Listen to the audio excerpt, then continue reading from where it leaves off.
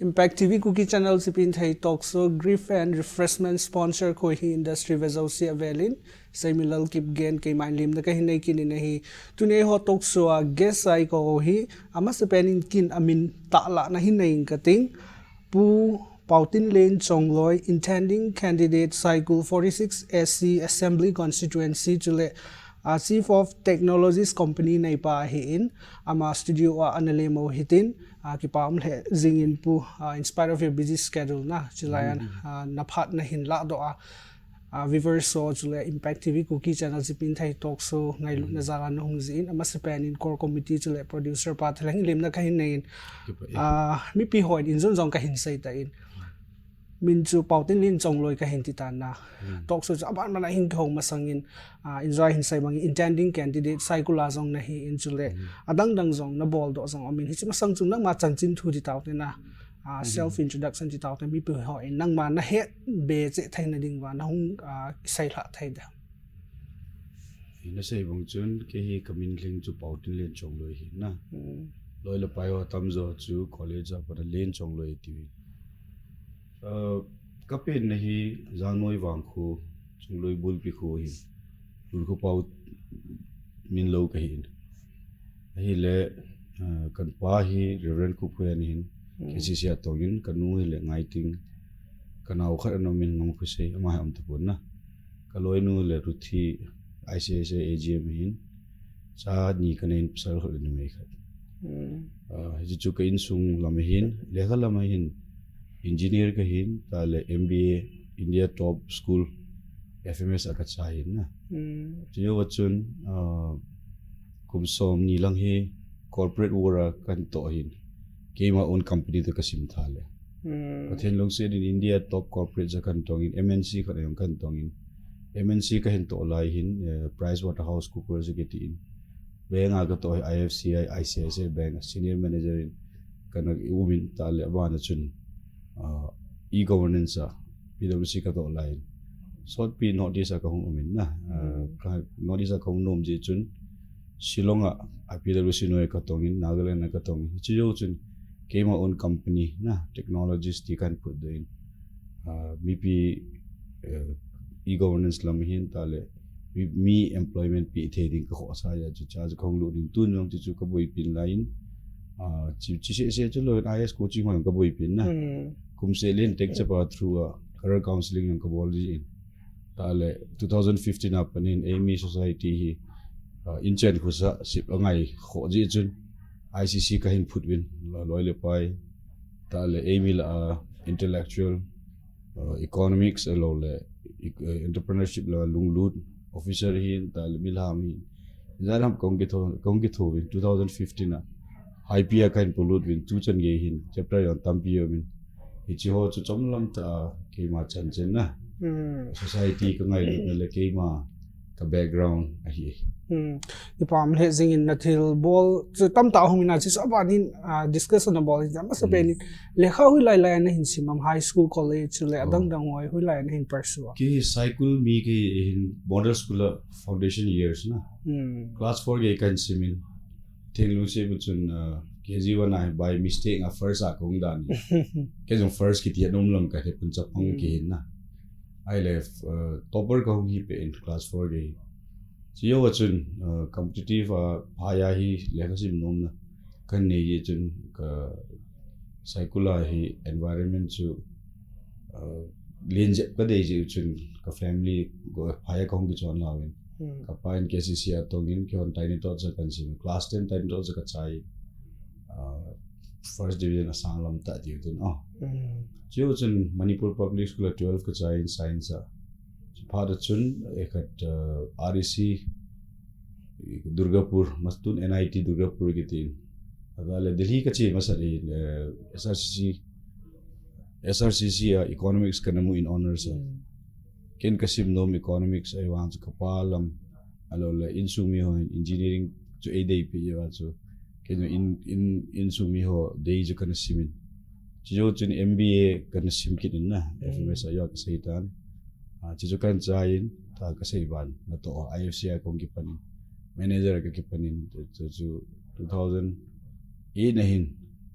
2008 he notice ka hong pot in tena na to corporate life mino ya to hi kanga in ke ma own company hi kumsom to kan run hai tai project ho independent na ai chu ilungel elole mi pi ki thu pi nom e yo free no ma idea ini ho pu do no ma le e ma own company le tha yong ki ni freedom yong ki ni ti ai khong ki pat do oh very inspiring khat ai la pu le khan hin sim lai ti taw te new lai chu la new lai hi tan na new khat ten na hin sai zo nga higher studies na hin bo sunga struggle iti na hin bo lam le kha iti na hin simam and then aha dan anok dan iti fight na hin bo lam chom chak na hin sai thai da struggle ti le e ho hi adi ta chu in ka struggle len pen chu i tham kha dinga chu financial problem na tham kha dinga chu this is the distance problem in ki aju chu ho che pun ka family support hoi ma main ahin ka pa hi ho na tong hi jen sum la pai wang chu awala ki ni lo hing se la ki ni na ai le ka pa hi ho na tong hi ji chun guidance ti le hin khulam ai lo pathin lama guidance hoi nan ahin mi ki do thu le le career hi hun ki bol hin na khatwe le ki dong khil khatwe le ki khatong min ai chu IIT bang ikai no male Manipur ju kana simdan lo di dan Chennai bang kana ji go chu na che lang IIT ka sim din na so ta bang proper guidance khat wang zawan adang se wang chu kain ko mi wang pa ke struggle sangin lekha si mi ke hin ka enjoy cho I read in such a way that he like apply ball the ham alo le nu le pan thase sa simin da si mo ju kan hi lo na kane wa pan hin lekha hi this is them thanup na nei te in hei la ya chika sim hi hei la applied bol the applied knowledge kan hol ji chun enjoy kan bolin a chun sei phat yong kan changin ta le mi he na ju lekha the mang ju kan om he na ta le ke yong class 10 ge ju lekha phat ta ka sim ji chun I chana khat ge chun background and strong tan na ki golan sa thum cha hi ding potential sanga yong chu idei bong yong silo mai te ai wa ma chu alhang pia chun lekha lang hin kana bol the struggle ti le lekha he the lo struggle ho che pon career guidance si tham chan wa dang si wang chu pathe long se nin boina ka nei pon kana enjoy lekha si na engineering ayong ka boy pon MBA ayong mi banga jan kholong longa si ma fail ho gi lo na jan khat pa jai si ma le min cover sa ji ki cover to pathen ka thang lo in brain phata e pe na lekha sim hi kare jun jale ke kitin nam lo boil helen ke ji apat MBA ge chu khatbe cha break lo lekha sim kana ki chai hi na wang phata khan hi ti taw te na wang pha ge chi a hi le lai chun thil khat laga dong na ipa hi ho na tong he na tin na ai le ipa ho hin ho na tong ti choi ho theology ne le langa hi bolin tia sei lo ham alo le hi ti tawang contradiction ti taw te na controversy kha lo kati da chan chu ke hi bi upa ga hi na ka pa na sei wang chu na career ho no na ki choose di ka na pa chu phana sa le na pa ka yong ke na sim no ma le theology yong na sim ngap din tin ka pa hi is quite evolved that way na in terms of careers man chun no one kill hen bin he empowered us na jan amain ke doctor ka hi ne lol ke ho na tong ke theology ne sim de he ti wa zo a sei kha hi ne chu na sim no ma le no ki gel ha win ti wa zo sei kha na independent very independent ya chop ne wa pana hi loi ta banga pa hin e ki ho pi wa serious ta na ka cha te hin ka sei bol le ti be se re chu kong ki ho ka pu be le ki wa so that way my father is very liberal na chi ja ayung chu hi chan hin na pha ho mai na pha hi ti mai ho ti na chu lai nu le pa te ho hin ai ho dai khat hi cha te sunga pressure pi na chi hi pha chi le tok so ki bol si le tam zo hin na sai win na chu acha hi jing jong le ama chu body chong pressure khat wang jana class 12 jo wa hi ke hi class 10 jo wa hi Manipuri ka chimita jo lekha hi top 10 na hung dinga ke ki gel kong lo phana hi Manipura lekha ka sim nom lo ta sa chupul nga sim ding IIT coaching jaw de ka ti le ka pa hin suggestion mun chom chom an la in Manipur simdan tan apa na Manipur chu coaching yung hoy inti kasim dan wang chu chiwang hi kapwa to ke ni ka kinil be san ka kinil non khadihin na aba na chu economic seeking exercise hai kana sim nom tho ta chu kapwa hin engineering simule tia kapwa thu sei kana la chu tu din ka kisi pon ka ki pa na ye chu engineering ka sim lewa MBA yung ki hong ta le so many things that I learned in the hostel na Delhi आज जो खोले economics न कर ले Delhi lifestyle आज ने किंगा कि मंग की मंग माई थे so कैसे इन्हों जी पे हम दिले career counseling as a child और खत और चपंग खत इबोलते हैं अनु लपा yung azaw ngayon na career decision but not forcing the children but that achate force lo di ay wa anu lapa yung conscious decision ni family ala ngaye tiwan so kaga sa inomin na and then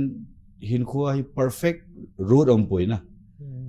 you can take 2-3 routes and all the routes takes you to the final destination katilan so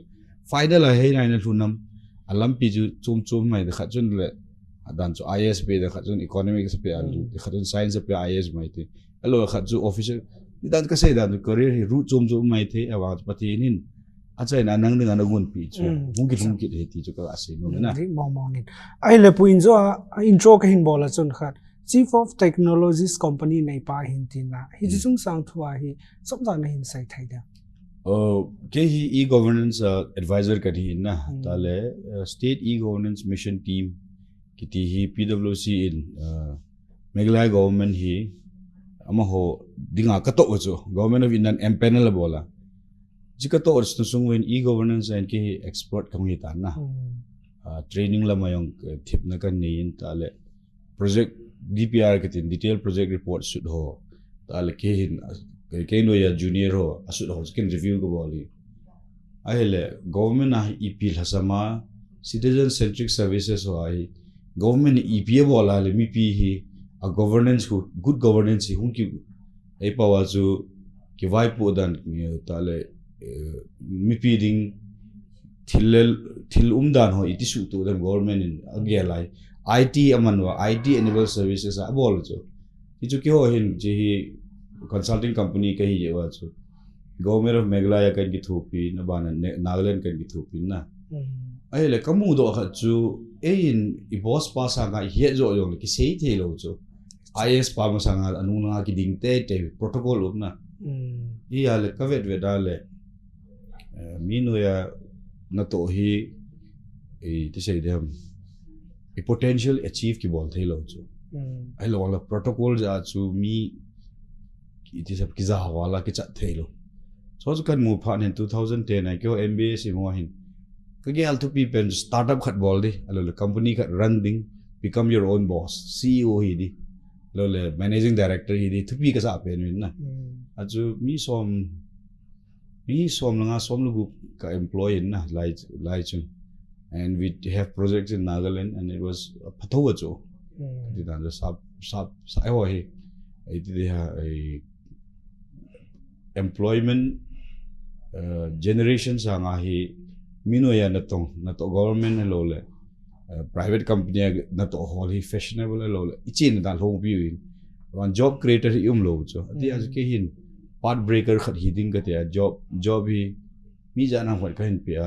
ke to tong khom to yung assistant lecturer lo min ta IT lo ma thim tam bi min na icho chu technology si kan phu khom win ipija ka phu ham tila e governance a ke ho hin PwC ho to kite thedi ngai kong ki gel cho ye chu ke ho hin expertise ka nei na hi consulting side tal India sunga hi mospe mobme ke to hi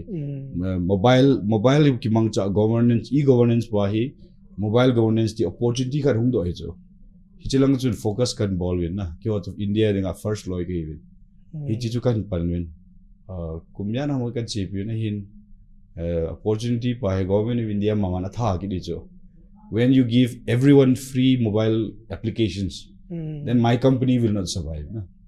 such an event management yang kan ball in 2014 na company hi khari cho private company hi wanga you can enter into diverse areas na ala training yang kan ball win chiyo wachun ke hi IS ki betan te kadati cho ye chu ka ge la chu chom khat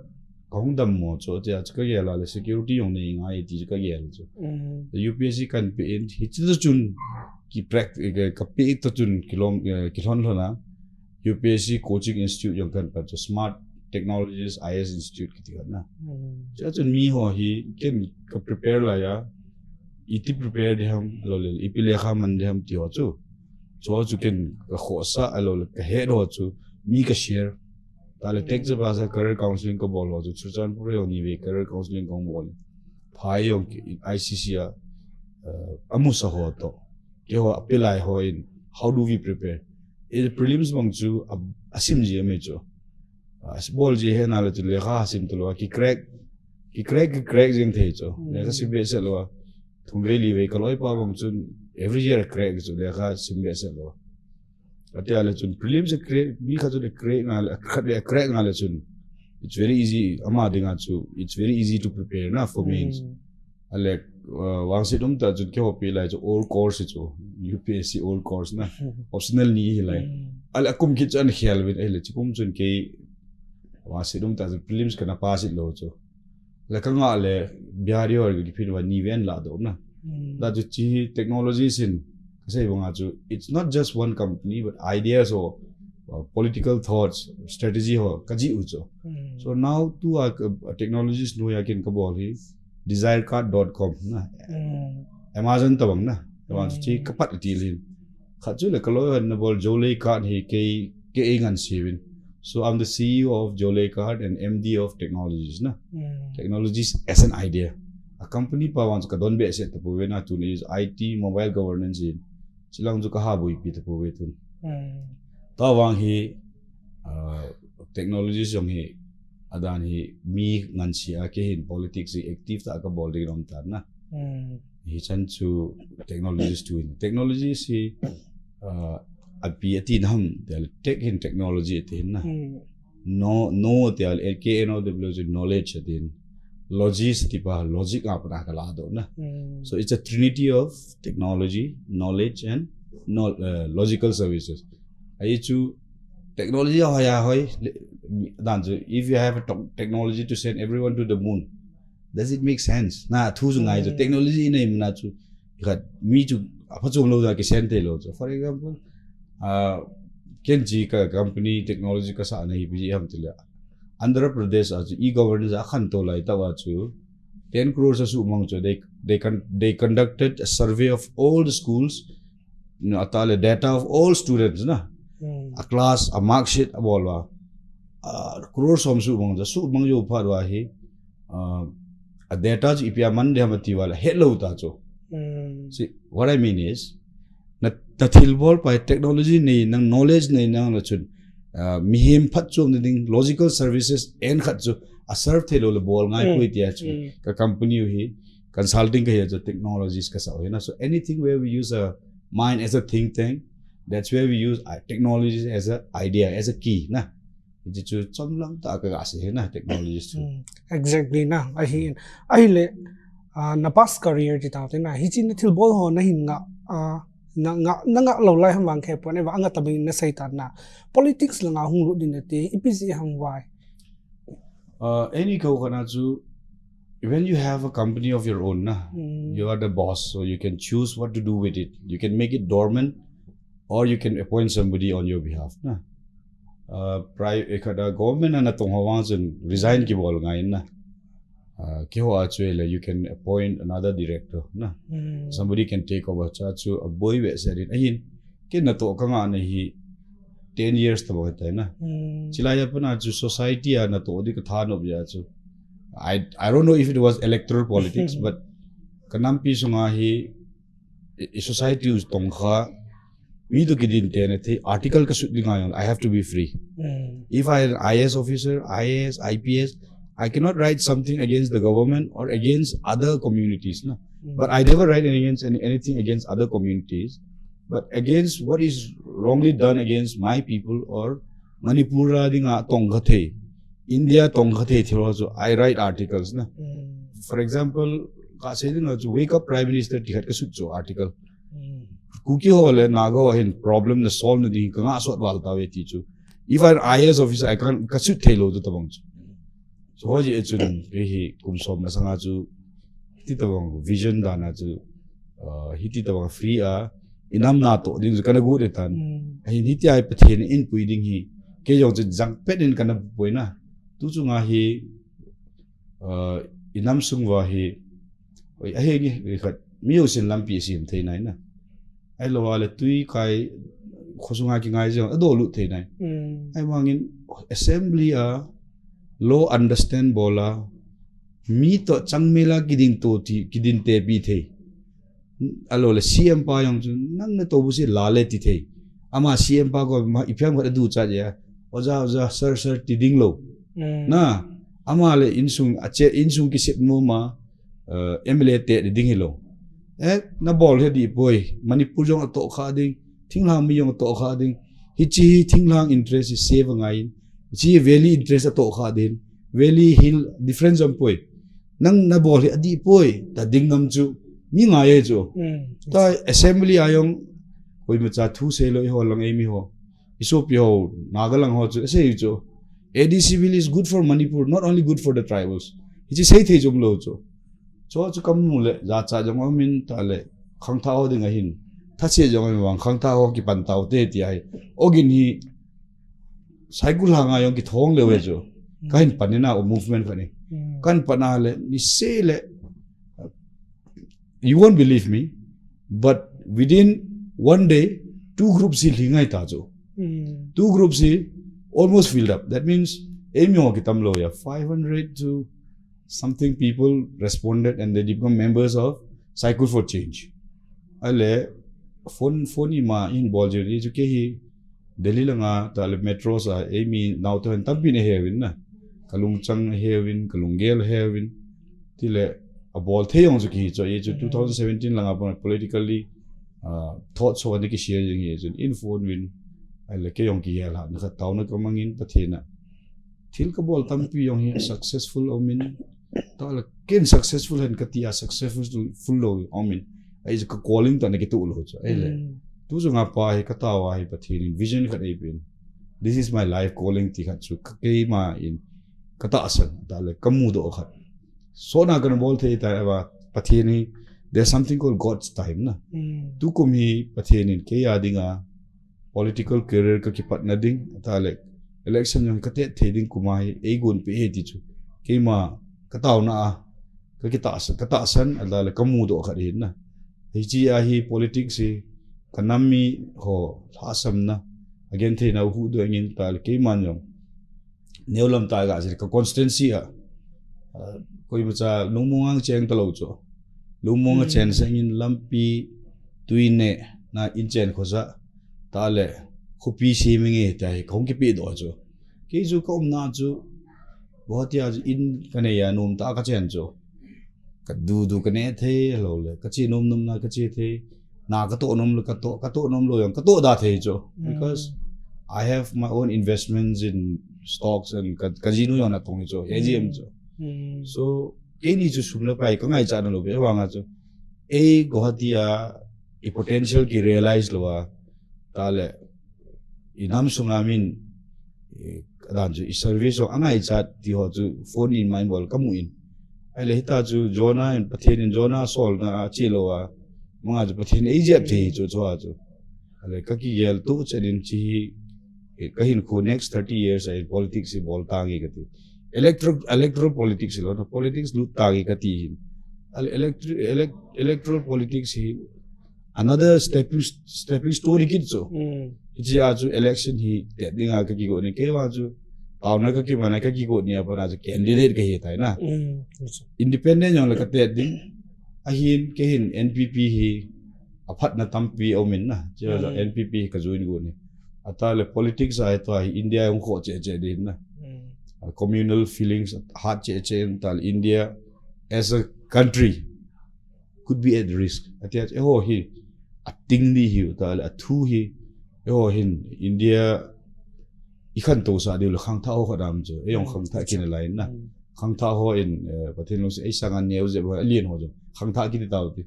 iki ho wale ke thu se yong hi pathin lo se society a mi in thu tam ta sei lo ki ei la pi thoin ale thil pha khat ki bol do in tin minu minau chagao tale mei thai hoyong jan ham ke ki thupi the dem ta politics ai electoral politics ai kong lu re và nó thiếu bol na success song hin lang na wang phan ti suka sai be hin tin ahi lepu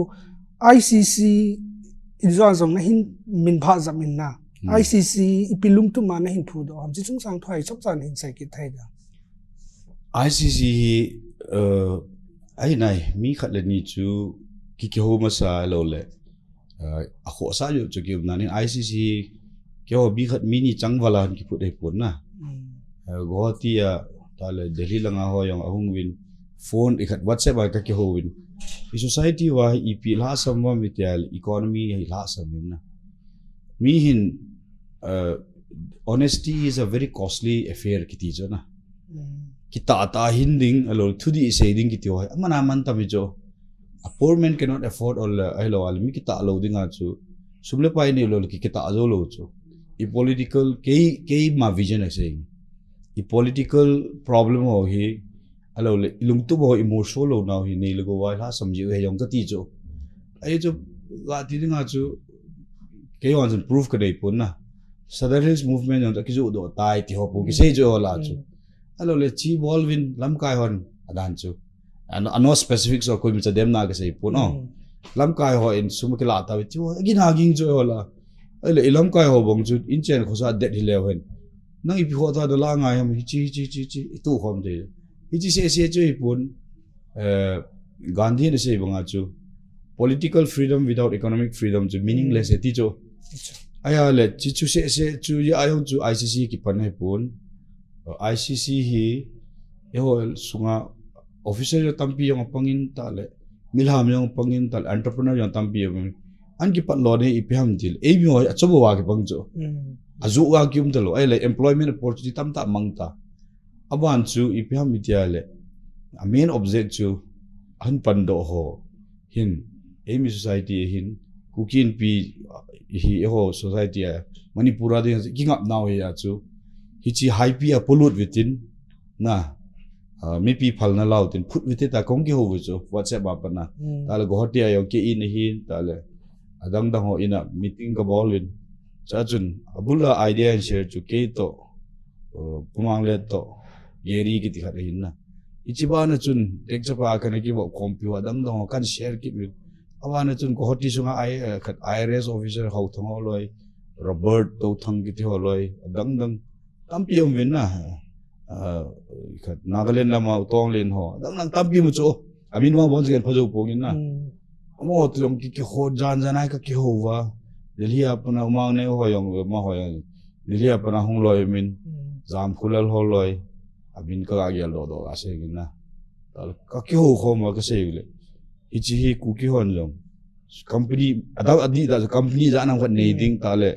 private company janam khat nei ding businessman janam khat nei cho jung ki khom wa sumatu khom wa society khat ase wa chu chamber of commerce ki ti cho ama ho chu chi ja chu ki phalo hi cho aya reverse aka chiu chu reverse engineering achung langa hi ICC um ti ten anoi langa hi business ball ho janam khat hi yon hin til do de hin sip do di ka ti wi chu ai cha chun high pi a ke to ai khat ai pite ute ho khat ICC na to lungdim khat amin na tale pute ho khat pulet khuzam doctor let khuzam amin ke ho to be insol cho ulal boy lungdim na to ke ho to be insol wa high pi a chu presentation khat khong pi cho ken ka sei lo e ho hi we are still under bondage independent ne ki sa i po we ye chu gohati yong midang nam eho India mi a ki se wang ma chu eho kho sa lo midang hon ai tu Manipur yong hiti bang ma ale eho area we ai we should liberate ourselves in terms of trade and commerce te ai ukin pino ya hi commerce le economics a hi sorry in pi chamber of commerce in na avet swiding a hi phalna kaung lawa ka kilewa hi 10 October 2015 kan phu do cho a main object chu pi ha til entrepreneur ho hi til khoding atal entrepreneur ho through apna hi inam pu shopping tale entrepreneur ho hin thila zu ho hi emi ho achoi yawa emi hon idop diu chibana chu chi bol de wal ta ikho chen dan hui special arrangement ki chu english a chu chi di thelo zo khu kam la ta ki cheng ho ele khu tham ka na hi lekhasim nang yong khu hi ane be se la lekhasim nang yong ki tup thei telo economic shong ki bol thei telo ti hom jo joj iti su tu da mi ti ale kyo gel khana jo ke vision a hello le ICC nang ka sei khom ji pyam tel khupi hi very intersection point ho wadung ho ni ki su tu no lo le khusum khu ki nai ho a set din for example haulen phai wang chu Kuki ho city su thei chu na a chuti te na jun more a trade o maya more le Burmese trade yaram khat crores chu so that could be another city next to Chuzanpur khatchi pyam me le eco to Saparmina ho chen mat thei molkhon de cycle yo chen mat thei chu ita l shape ma city hum ni chu ga vision bol dong ga wal namit ga singin nang just try to envision a city in that area khatchi le Saparmina apna dei mo khongi khu lampi in laiwa Chuzanpur gya chi ta zo lampi kha chu ei mi entrepreneur ta mal sumi ki pu dai bol thei chu ale village and city khat ga imagine it's like beautiful city in that stretch na kangpu pi le kai thil man hun cheng mat ni ki ho jo ka sei khom wa ngi paden these are possible it's a dream na ti na jo mi to kina ngai de you'll be like partial hi de so itam lo wa ma will be like sugar added to the tea to the milk na yung hi diu ti ho ki kho sa kan phu na tu hin chapters hi Guwahati le core ka ti core is the headquarter ta bang na wana jin infar chapter min Manipur chapter min More chapter 2 chu jin ka hong do na aban le hin Tripura chapter min Karbi Anglong yung ani ki hong do Karbi Anglong chapter ka hi adang chapter yung hi ka hayum diam kung ki phu bedding okay Chuzanpur chapter ka sei khila mo entrepreneur ngani so I'm very hopeful that our society will rise to some respectable level in 5 years na atale khupi ki shaping ka ti ho yong hi it needs awareness atale resource ngahin resource ho dang ho yong hi theno se ne le ka sei bonga chu economy hola ki pe ting le I khat do te de diu jo asum hi ta hi pitiam til ho hi achobo vai pa i pocket wa pa na mi pocket ha chi cha pa na chu remittance a mi na nga chi ro ti ho min na so I'm very hopeful that in the next 10 years khupi yon tampi nei be diu ka ta sanin ta le individual la eho per capita income yang kalding ICC through ai hi jo ICC no in till project to bomin got bull door hi door to door services it abana chu som in hin chile education lam ta le hostel ta banga se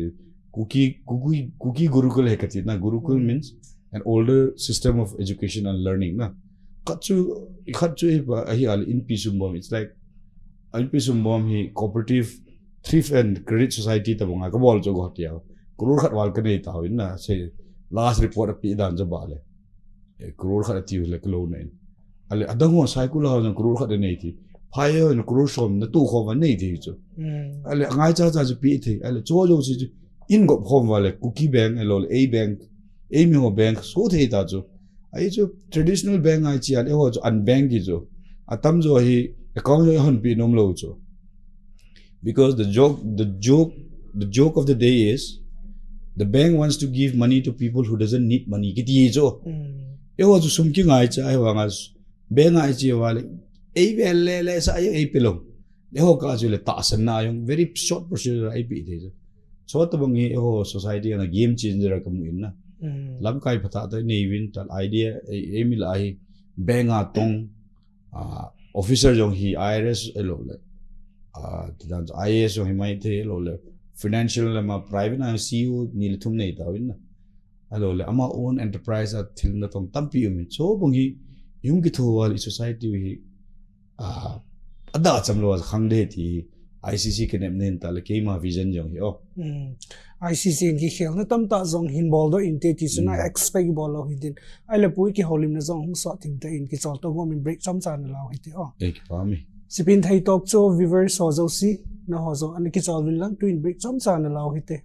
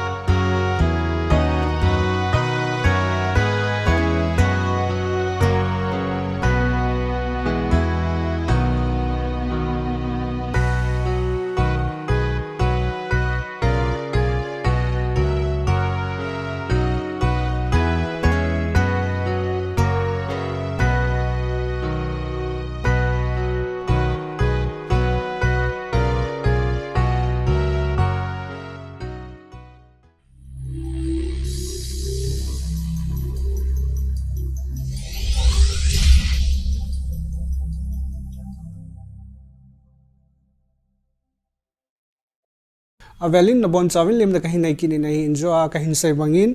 Pautin Lin Chongloi, intending candidate Cycle 46 ST Assembly Constituency chule Chief of Technologies Company nei pato ki haulim na chu break masang na chivin tun break zawin na chi pai ki jingo hitin ahile pu tek chapa ti thu jang jun na hin sai na hi cha na thil bol ho piam acham lam ta na hin sai thai da tek chapa hi na abi la ai ko engineering ko ga simwa hi mi engineering simi ikisimal ikot junga gisimte atale ho in society ai very wrong stereotypes elole ai lo ye khat kise tama tami cho like ai mi maths thim poi science thim poi engineering yong i thim poi ti ho poi tama tami cho ai le kaloi pa sei boy mate hin ke ni hin ai mi ho la engineer ho le medical simo chom khom din organization ga nei ti ti kana sei ji hon chon ta Nikhil Kefi nikiti chana power na kacha don khom na ka se hon ahi le ke hin MBA kan si mahin MBA kon branding gitin na brand khan ine ya le you can sell Hindustan liver liril life boy gite wa chu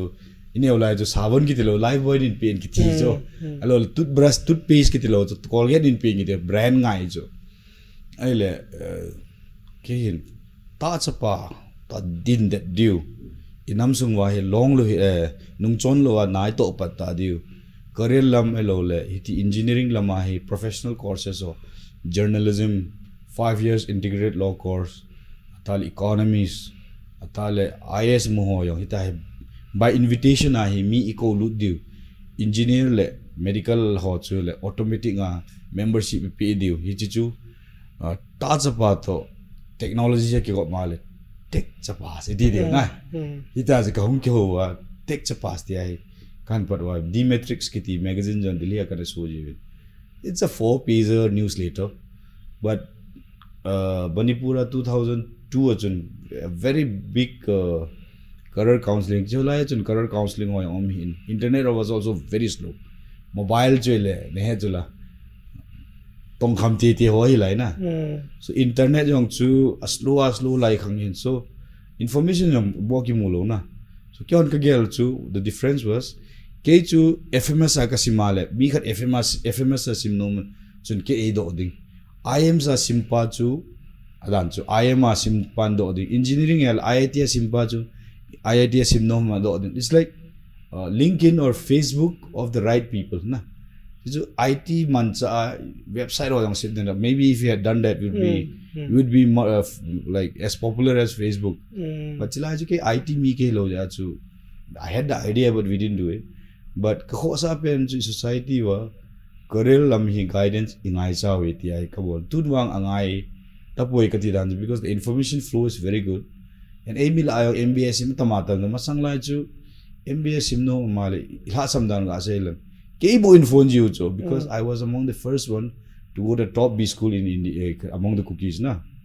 Kebo in phone din kahen and then ko kum kanai tam bibi ka mo so. Tun wang pathin long selin I haven't got one call in